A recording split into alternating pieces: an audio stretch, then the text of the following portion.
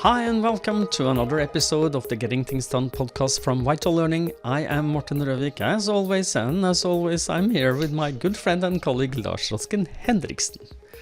Привit, Lars. Привit, Morten. Good to see you as always, and good to be with our listeners and viewers out there. We always start off with a quick reminder of the purpose of this podcast, which is to help you learn GTD or become even better GTDers. We hope that today's episode supports you in that. If you're new to GTD, we always recommend you go back and listen to episodes 1 through 6 to get an introduction to the basics of GTD, the 5 steps. Today's episode number is number 120, and today's episode number is more about projects and also a bit about a stress test that Morten has made. Yes, indeed. So let's keep the stress test to last. That's my suggestion. But more on projects. We had some projects questions that's been hanging from listeners, and Lars has been adding to them. So should we just dive in, Lars? You have all the questions. So this is sort of a mixed, it's should we call this a interview with listener questions? Because it kind of is, but it also isn't. So it's sort of a hybrid in between. Some questions that hybrid more about projects, yes. Yes, exactly. Some came from Gregory with a previous episode not too long ago that we released, but there were some additional questions and some more had come up, and I also added my own, like you said. So it's kind of a mix on that I thought would be fun to revisit and sort of riff off in this episode. The first question on the list was to talk more about the differences between the crucial learning version of when we clarify and when we should record a desired outcome on the projects list, perhaps comparing that to the old level 1 seminar or level 2, or perhaps the book definition and how we did that. And we talked a bit about some of the differences in the clarifying workflow, and that was episode 94, where we talked about, that was the clarified episode, which I still refer to quite a lot. But I thought this was interesting as well to focus specifically on the project side of things and how that has changed in how we teach it. Does that make sense? It makes sense. Is the question clear? Yes, good. Yes, it is. So why don't you lay out the land? What it is the difference that you've found, Lars, and let's talk about what does that mean? Yeah, so what we spoke about back then, there were some changes in the wording on whether something was actionable. The question, what is it, which is a part of standard GTD in the book, is actually not in the material that we teach when we teach people that are new to GTD, the ways of working and getting things under control.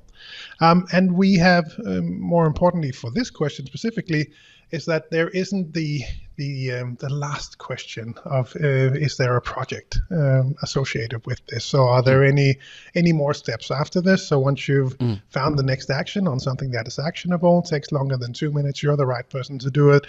Is there any sort of finish line after that we need to record? And we used to ask people to record it for everything that had more than one step. That was sort of the starting point originally. And then if I remember correctly, in the level 2 seminar, we would adjust and allow sort of, well, if you sort of see that these are next actions that are, just after each other or sort of directly linked in some easy way, then we can have a more pragmatic approach to whether we want to add it to the list. And then today we have the crucial learning version where we actually even don't have it in step 2 in the clarify flow. When we teach it, we mention to people, yes, we know that there might be subsequent next actions that we are going to take, but we'll get back to those in step 3. And then there's a really nice video with Justin Hale where he describes that he wants to receive the passport in the mail. So for him, it's helpful, and it's more described as I think a table of contents of your goals, and that is sort of mixing the GTD terminology a bit, but I still like it in the way that it's sort of more flexible in the way that it allows you to register and add projects when you feel it's helpful. I think that's sort of the phrasing or perspective that we introduce people. So did I leave anything out? Not that I could hear. So, but I would like to comment, of course.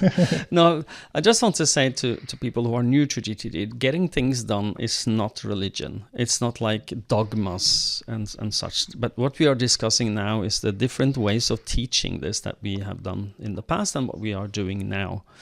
And what does the book say? Which is if something is the scripture here, it is the book, even though there is not religion. So and I just want to let people know that so getting things done is about creating a stress-free productivity for you, so that you can relax and be present in your life, and however you achieve that is up to you. But there is some best practices on how to achieve it, which we are teaching in the courses and which is in the book. So just for not painting a very strict picture here, because it's not. And the practice of GTD has to be adapted to you as a person and your personality.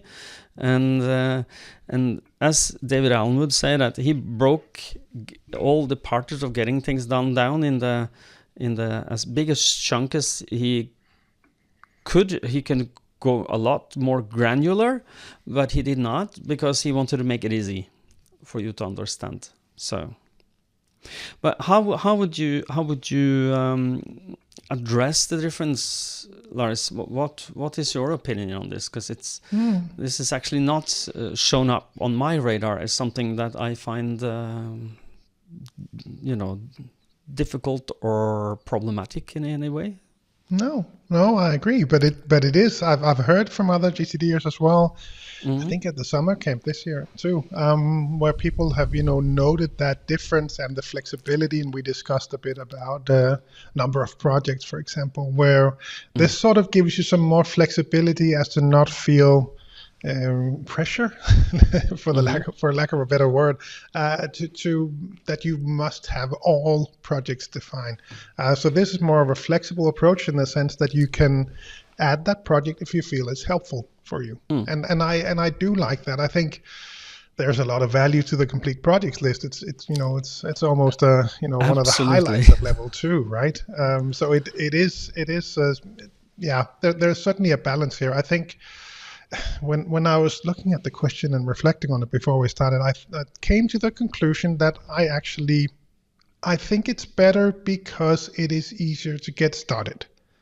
And the easier it is to get started, that's really what it comes back to for me, that we want to get people started and we want to taste that list of next actions. And I just did, as we record this, I just came home from Greenland delivering seminars there, and I had people between the first and the second day coming up to me and saying, I sat down, I looked at the list last night, and I felt relief. And we didn't when we walked through it, people say, "Oh, this is a new way of working." A lot of lists, and have that.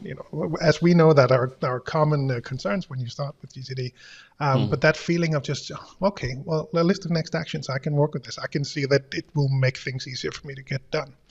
So I think taking that perspective, it is a good way to do it. That being said, as a trainer, I am then more aware of whether the attendees will gain more value from the seminar if I dive a bit more deeply into the projects part. And I will do that for most people, but not everyone, because it depends on what they need and their GTD system and how their daily life is put together. And the seminar in Greenland, we had a lot of different people in different backgrounds, and some people had very full calendars and some people didn't, and some people were very project based with 80-90% of their next actions having projects, and some had only 10 or 20. So it was very mixed group. So for them I would still highlight and focus a bit more on the projects, and we also do that on the implementation setup where I describe that. So that is how I would do it. But I think in summary, I do think this is actually a better way to get started with GTD. So that was my take. Well, what do you think? No, well, to be honest with you, I think that not honest, but to be to reflect on the way that we do it is that we have in Norway not delivered, a standalone GTD course for as long as I can remember. We always bundle it with a workshop in some kind of tool like Microsoft To Do, Calendar, Outlook, and when we bundle it, we will intertwine the workshop with the course, so that when you are doing capture in the course, you capture it into, for example, then To Do, and then when you clarify and organize, we clarify and organize directly into To Do. And one of the things I found very beneficial is that teaching people how to connect next actions with the projects that they have. And I emphasize quite clearly that if you want to get to the stress-free productivity where you can leave everything in your system, not worry about them, it is paramount that over time that you identify all the projects that you have. You don't have to do it perfectly the first time, you just have to get started, but know that the connection between what we call doing with done, so that I'm doing next actions to achieve my desired outcome, done. So what does done look like, and what does doing look like? So to find doing and done is important, because if you forget that you have something called done, the desired outcome, the project name, if you don't have that written down or you forget about it, you can forget about the project totally, and that might be not good for you. What is your take on that, Lars? Yeah, no, we do it the same way when it comes to teaching people GTD, in that we always spend 2 days together. I think the very first seminar that we did with the new version now, the Crucial Learning version, it was delivered as a 1 day, but other than that, it's been 2 days, and we really try to stick to that because it does add a lot of value to have that time together.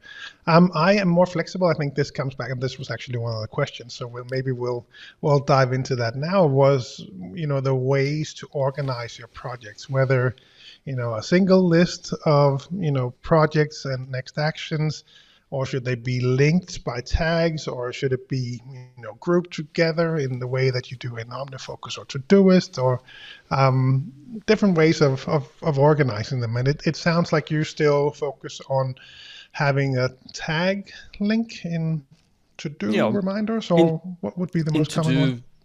Well, what I teach people is that it is a good idea to have a connection between your desired outcome / project with your next actions, and using a hashtag defined by the the project name, so that I will take a keyword from the project name. Let's say that you need to, and this is something I actually use, so the cabin painted before the 2025 season.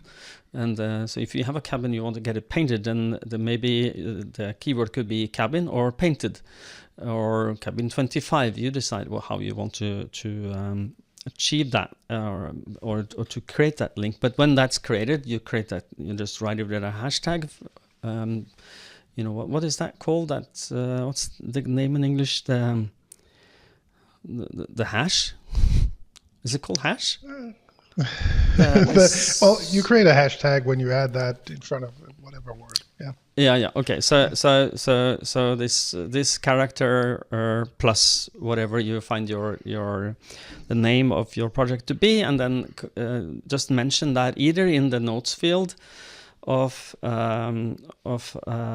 either, for example, you can use it in Agenda 4 in the notes field, so that you're reminded that this person has something to do with this project, or just as a next action, or in waiting fors, or whatever list you're using. If you then click that tag, it will then open and sort so that you get all tags in one place, so you can see I have a desired outcome, it's this, and then I have the next action, then I have a waiting for, and I have a agenda for example. And And that works across both reminders and to-do. It's kind of the same way to do it, right? Yeah, exactly. So Apple Reminders and Microsoft To Do has the same way of doing this. As some minor differences, but both work the same way. And the reason that is a good idea, and not hiding the, having the next actions under the project, is of course that you will have different contexts. You will want to do your next actions, like you have an errand, you have the phone to take, you need to set up a meeting. That might be 3 different contexts that you will then have to look into all the projects to find the next actions for that, to create to do them. Instead, you bundle them together based on where you are and what you need, which is the definition of a context, either physical where you need to be, or something you need to for in like a tool to do the task. And if you then group them under projects, you will not be able to find them. It's there, you have to dig them out, and if you're a little tired, you will go to your dark playground, aka Facebook, aka online newspaper, aka Instagram somewhere, instead of doing what you should be doing. So but if you have, this is my pet peeve here, is if you have identified in your head more or less that you have a project, not writing it down, is that then you have to revisit it. Yeah, it's like we talk about the regurgitation of cows, that you regurgitate thoughts. If you have an idea about something, why don't you write it down, your desired outcome, instead of revisited it several times? I have to do something about the car, and I didn't write it down. And then you come back into the car again, and you're reminded, I didn't write it down. When you get out, you forget. So write it down while you're smart. So I don't know. Does that make sense, Lars? Yeah. It's I'm always, a bit concerned on how much we ask people to do when they start with GTD, and that would perhaps be the other perspective as to what we would want people to write down. But that being said, for the longest time, for 5 years or something, we had people in Denmark, we would set people up in Todoist, and the normal way to do it would be to create context as labels, and we would add the projects, and then we would write the next action in that, in quotes, project folder, and then add the label of computer or office or calls or whatever it might be. So that was somewhat the same. Yeah. But today it's I leave it more up to people to do what they want to do. I always show the link, the hashtag link, but I don't tell them whether they should add that or not. Most recently, the way we did it, I think most people didn't do it, and those people that really needed to have that more bigger overview, we actually came up with a Microsoft Planner solution where they would have a more joint overview of their things. So I'm happy still, and also in my own personal system, with just a single list of next actions, split into the different contexts that we are used to, and then a separate projects list without any links. I think actually, if I were to set it up with using hashtags, I would probably set it up with hashtag computer and hashtag calls and hashtag that, and then have smart lists to set it up, as opposed to coming up with project links. But there are so many ways to do it, and like you said earlier, whatever works better for people.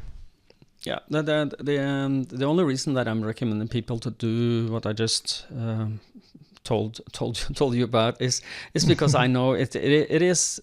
As so far I have my experiences, it is the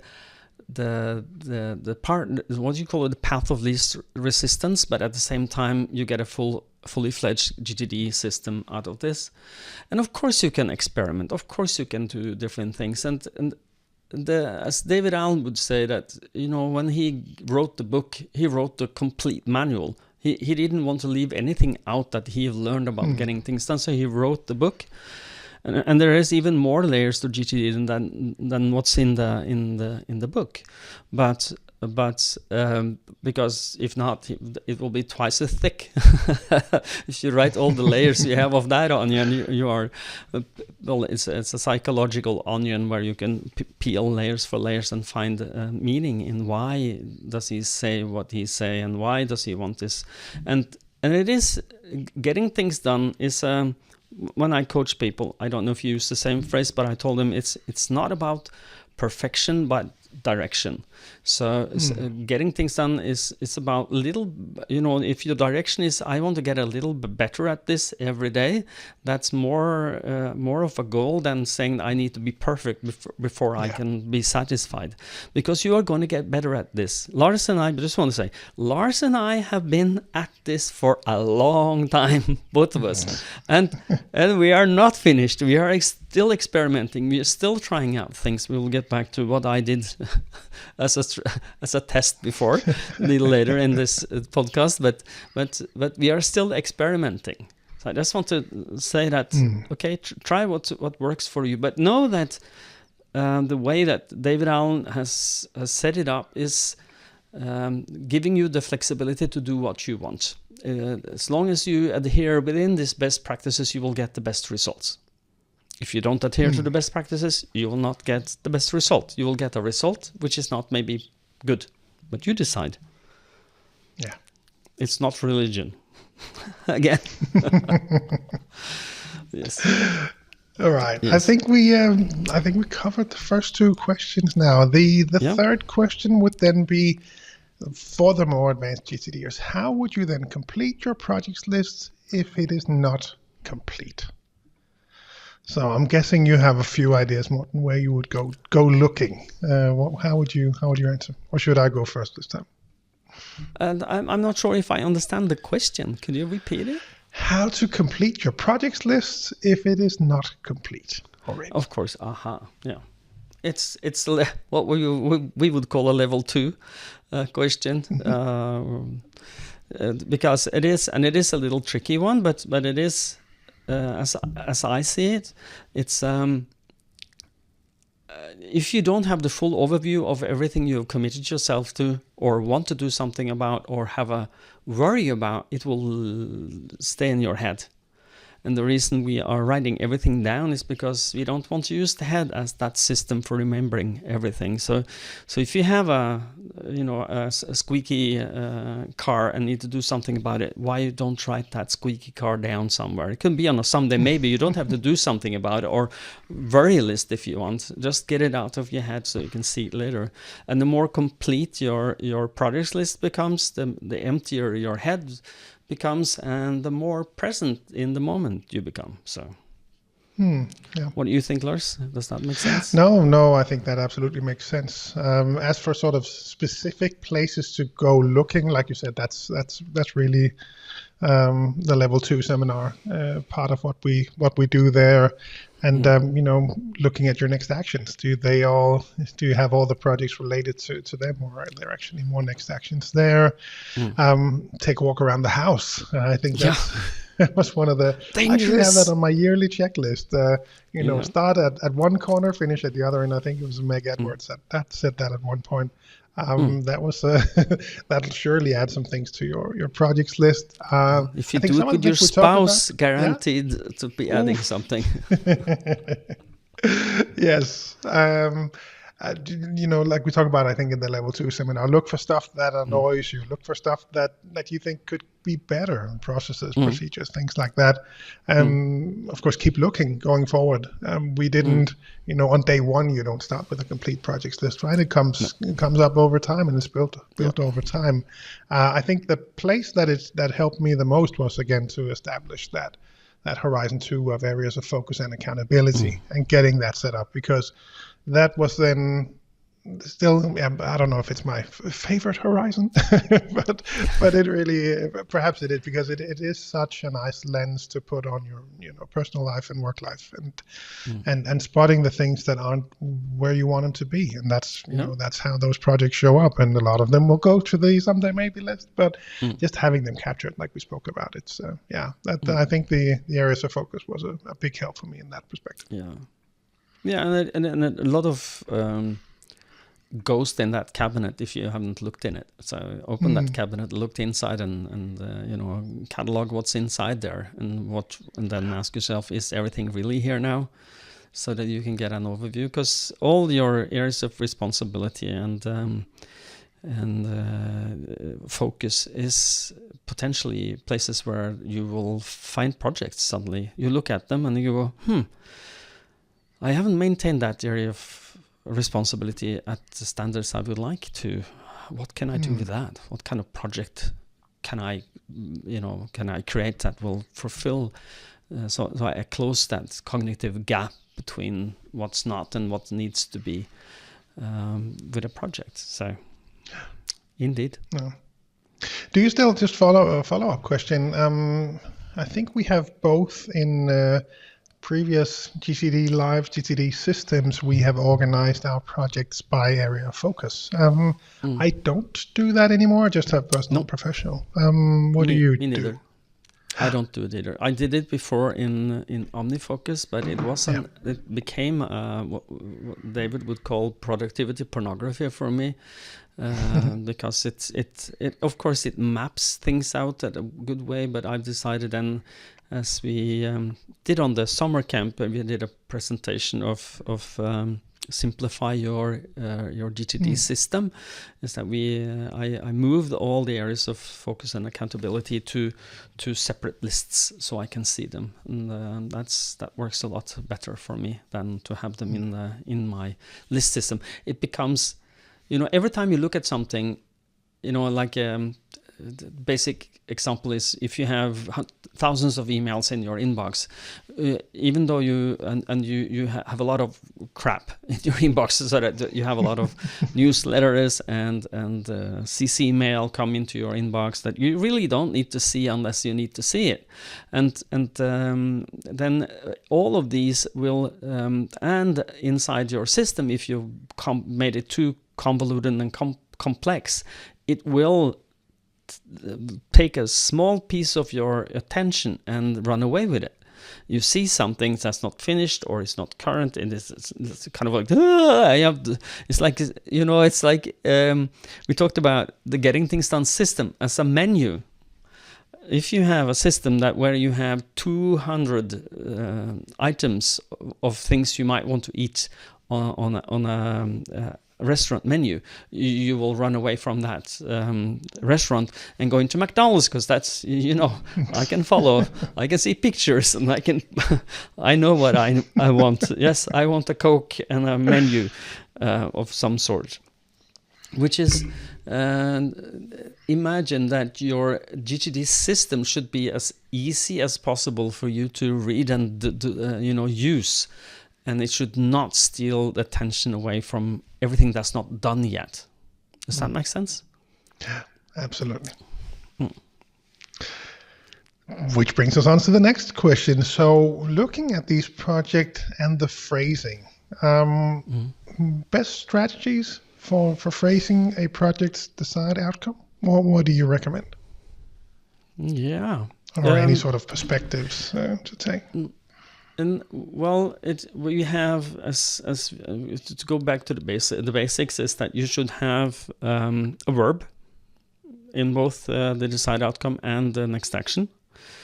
And my suggestion to my clients is often try and write that as past tense, so that you write it as it is finished already, because then it's easier for a brain to close the gap. If you don't know what done look like, it's difficult for your brain to close that gap with next actions. So use a verb, use it in past tense, and write it as what does done look like. And if that done look like is a little complex, you might want to write the summary in there as a desired outcome as a project name, and then elaborate in the notes field so that you can elaborate more on the details there. What needs to be to create this a successful outcome? So when this is finished, what is true? Yeah. Anything you want to add? No, that was pretty much what I was going to say.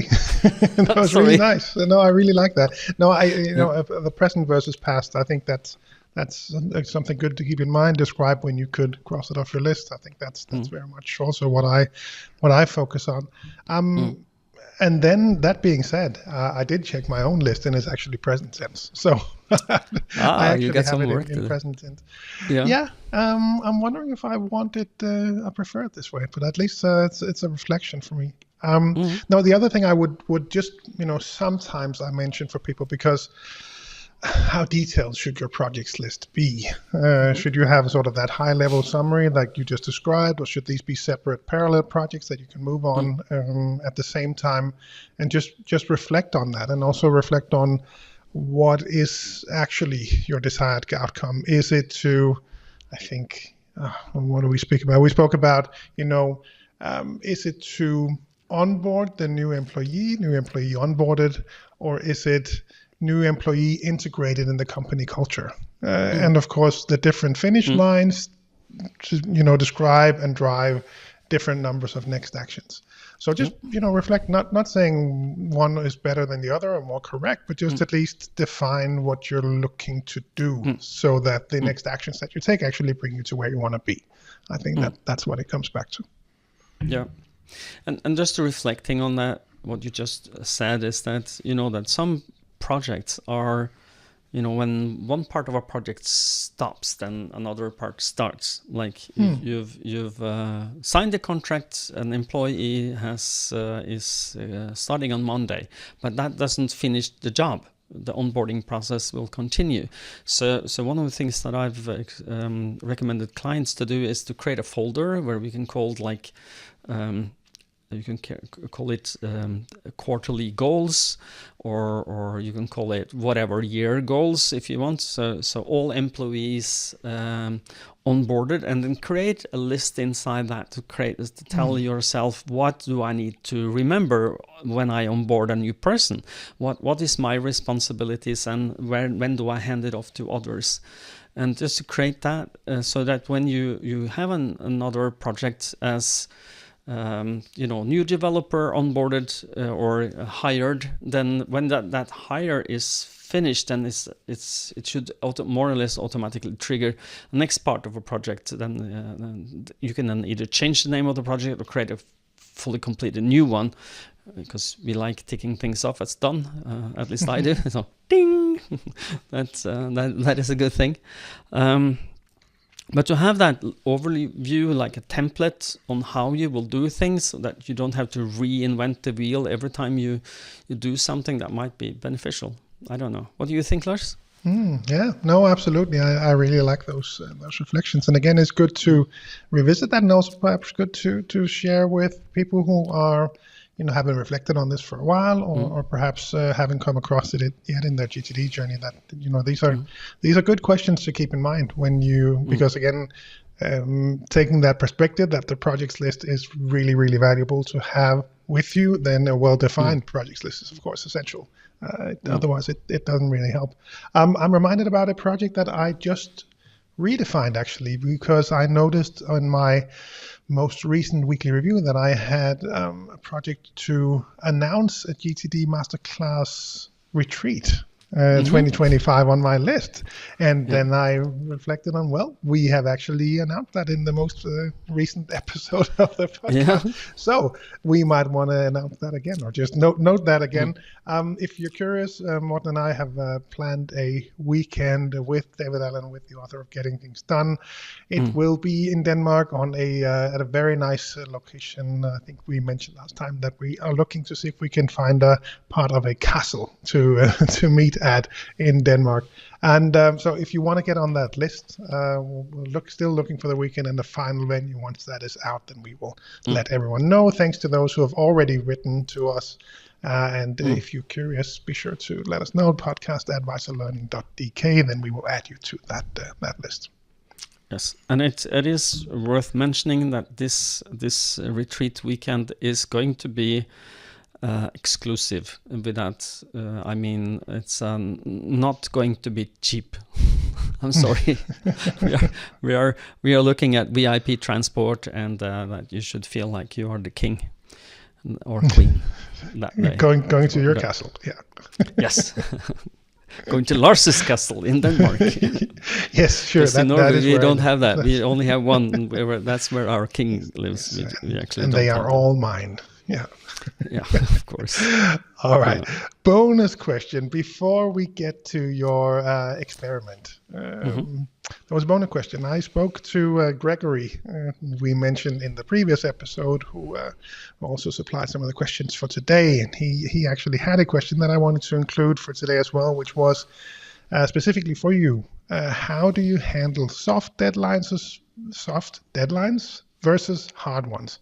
Stuff you have to do on a day versus stuff you want to be reminded about, might want to do at a given day. And I think you have previously shared how you do it today, Morten, and then this was sort of a follow-up, I think, on how you do it, whether you've changed it or, yeah. So it was specifically for you, which I thought we could sneak in today as well. Okay. No, the way that I personally, and I'm not saying that the way I do it is the correct way, but just my GTD way, is that if I have a soft deadline that or even a hard deadline that I want to be reminded of on a regular basis, like let's say that, because when I do my weekly review, I go 1 week back and 2, 3, 4 weeks maybe, if I'm want to make sure I'm not missing something. If I'm more than 3-4 weeks into the future, I might create what I call a tickler with a repeat, and that tickler shows up in the My Day view or the Today view of my Apple reminders, and when it does show up, I can then just be aware that, okay, tickler, there's a deadline coming towards me. I need to look at this at some point. I need to start activating it. So that's a kind of like a soft reminder of a deadline. And I can tick it off, and it's next week at the same time it will come up, or in 2 weeks intervals I have one I have something that I have to do with my car, that I have a tickler that I need to do one time every year, but I need to be, it is just my mileage for my insurance that I need to make sure that I'm not passing that threshold, because if I do and there's an accident, I might have to pay a lot extra. So I just want to be mindful of that, and that every month I'm looking, how is your kilometers coming along, Morten, to make sure that I don't forget that. So that's my soft deadlines. My hard deadlines I would have in my calendar. And maybe with a tickler if it's far into the future, just to make sure that I'm not forgetting that some big thing is coming towards me. That's a hard deadline. So and I would have that either as most likely it will be just a full day event that I will look at in the calendar, or even if I just want to make sure that I'm not missing this, I would put it in the calendar on a specific time just to make sure that I'm not missing this. It's like, ooh, don't forget. I need to, we talk about getting things done. It's like putting something in front of your door, and where you're reminded of it when you need to get reminded of it, not before, but not too late, but exactly when you need. And that's what I'm trying to create for myself by using this system. How do you use it, Lars? This is now I answered. Now you. Yeah, I hope. As I got that question, I wanted to pass it on to you. I was reminded that, if I remember correctly, you once had your setup in OmniFocus so that stuff with dates on in OmniFocus was actually also a hard deadline. But I think it sounds like we have much of the same approach. I have my soft deadlines in reminders with my dates on there, and that goes for tickler stuff as well. I am a bit more careful with not adding too many dates, because that is something that I'm very good at. So I'm slowing down on that one. Also on my someday maybe not someday maybe, but on my waiting for list, I've actually only added dates on stuff where I specifically I have to follow up, or not have to, but remind me about this on Monday. Otherwise really I'll see it in my weekly review on Friday. So previously I would add dates to all of them, just as a way to have those dates in there. But I found now that I'm just more. I'm getting older, I think. I'm just adding. When should I? Well, I send it at this day, and then when I do the weekly review, let's see if I want to follow up. So it's a bit more of an easy approach, but it works better for me because again I have the tendency to add too many dates. So this is a way for me to scale that back. Yeah. So from what I understood, I think we have somewhat the same approach. Yeah. And then for me, then as you mentioned, also the soft deadlines is things I would like to get done today, but I will not die if they're not done. If I feel I really it's important and urgent, it will go on my calendar. Everything that's important but not urgent that I would like to do today, it will go on the today view of reminders. Yeah. So, with a deadline, but it is defined in my brain as something I can move if there is no. If it then suddenly it's getting a little too close to my deadline, I will then drag it onto the calendar and say, "Now, Morten, now." Yeah. Now you need to get it done. All right. Well, I think that was actually the last question that I had gathered for this one to geek out a bit more about these projects. Hope it was helpful. Thanks, Gregory, again for adding some input here, and to everyone out there listening. Hopefully this was helpful.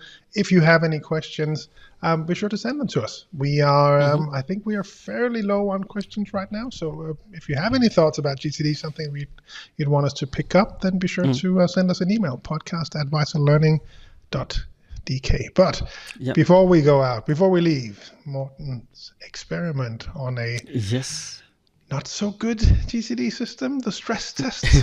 Now that we teased it in the beginning. Yeah, no, I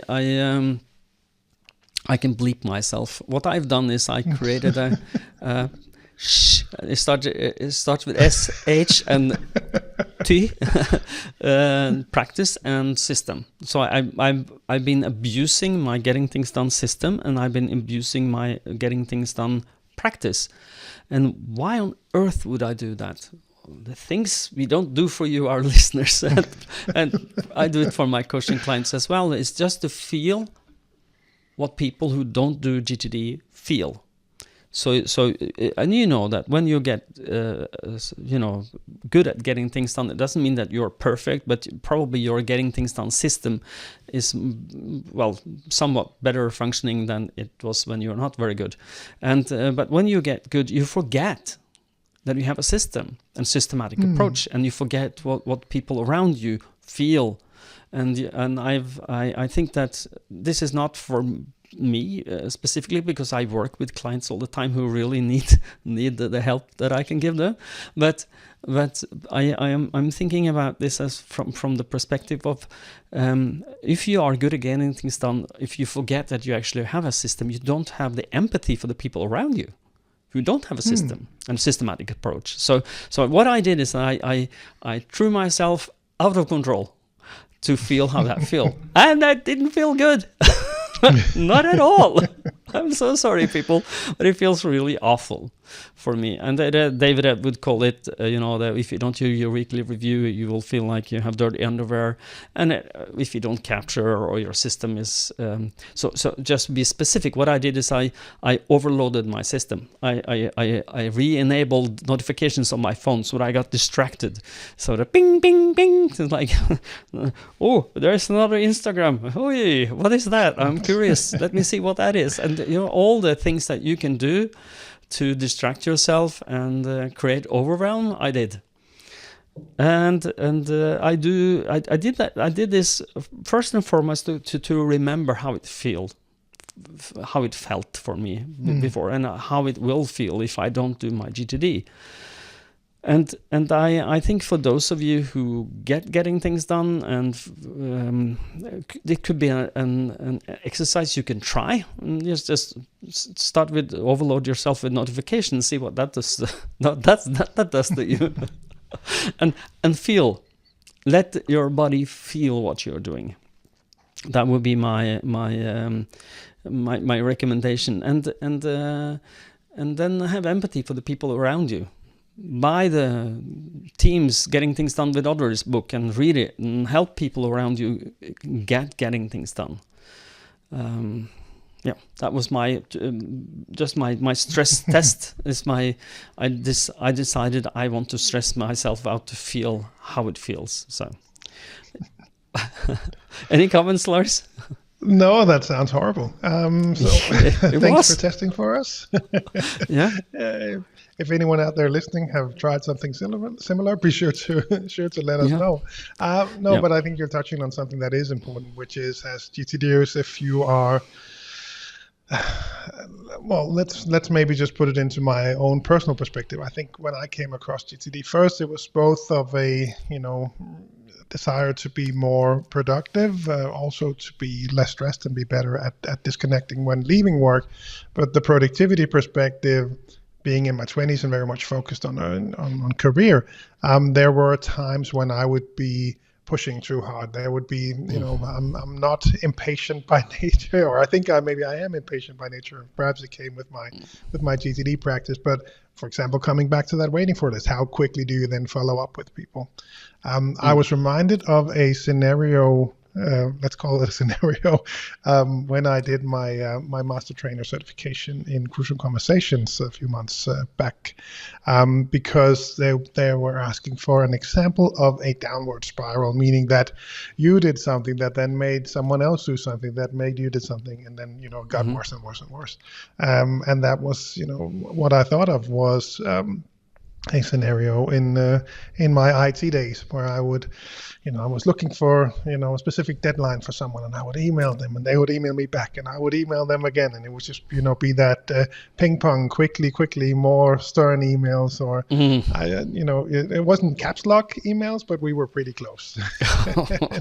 So that kind of, sympathy for others that might not have the same system and setup and processes behind them to move things forward. I think that's a good reminder based on your little stress test. Yes. Well, I hope that me reminding you that you do actually have a system out there, that if you have a GTD system, so don't forget the value it has, and talk to other people about it, and talk to them. And I think that is the end of this episode, Lars, is it? I think so. And we always remind people, but before we go. I just wanted to remind you that we would like, both Lars and I would like you to connect with us on LinkedIn. So if you want to connect with us, send us a message, or just connect. And if you connect and you click I think there's the 3 dots and connect with a message, then just mention GTD and voila, we are hooked up. And the reason you should do that is twofold. One is that you will find interesting material, hopefully, about getting things done in your feed from Lars and me. And the second is that you actually help us. So if you connect with us and you find a post we give value and you click a like or share with your peers in your network, you raise the awareness of getting things done with people around us. And Lars and I are on a quest. The quest is to, as many people in this world, learn getting things done and have the stress-free productivity life that both Lars and I have. And that we would like a lot of people to embrace that. And that's why we make this podcast for you for free. We share the good news about that it is actually an alternative to stress and overwhelm. It's called Getting Things Done, and it's possible to learn. You don't have to be even a lot. You don't have to be intelligent. Just look at me. I don't find myself very intelligent, but I still get it. So, and I can share this. And if you want to connect with us and help share this, please do. And now, Lars, you can take us out. I will try. I will try with a quick reminder for you to head on over to learn more about the summer camp, and you do that at gtdsummercamp.com. That is where you'll find more information about the GTD Summer Camp taking place in 2025. It'll be in June, it'll be in Denmark, just as we have been doing in previous years, and really looking forward to seeing you there. people from all over the world. A great weekend, spending time working with different perspectives on GTD, hopefully leaving the weekend inspired after having a lot of fun with a lot of interesting and nice GTDers from around the world. We also remind you to head on over to VitalLearning.eu. Now that you anyway opened your browser, you open up a new tab, go to VitalLearning.eu, find your way to the local country websites in Norway, Denmark, wherever you want to go in the Nordics, plus and learn more about how we can help in your, help your colleagues, help your whoever needs assistance with the different things that we teach today, getting things done, crucial conversations, and more. So go in there and have a look in the Nordics plus VitalLearning.eu. Anywhere outside of those countries, head on over to cruciallearning.com to find your local partners. Yes. And one little thing that we didn't mention before is that we are starting a webinar series that is free and is about the 5 different skills that we teach people. Getting things done is one of them. And we call that hashtag Nordic webinars. And feel free to follow Lars and me in LinkedIn again, because then you will have information about that, and you can get information about the skills that you need to succeed in life and work. And I will hope to see you there. It's going to be that really is a good reason to connect or follow or whatever you prefer. We have these set up now, I think, with a month in between each. Everyone from the Nordics Plus will participate and share on different perspectives that are, they're really cool, and I'm really looking forward to them. So hopefully you'll join us there as well. Yeah. So Nordic webinars, stay tuned on LinkedIn or elsewhere where we can find you. It's going to be in the if you are in one of the Nordic countries, you might find it in a newsletter if you're subscribed to that. But if not, follow us on LinkedIn and listen to this podcast. I'm sure we're going to drop some dates as well. Sounds like a plan. Yes. Okay. Until next time, people.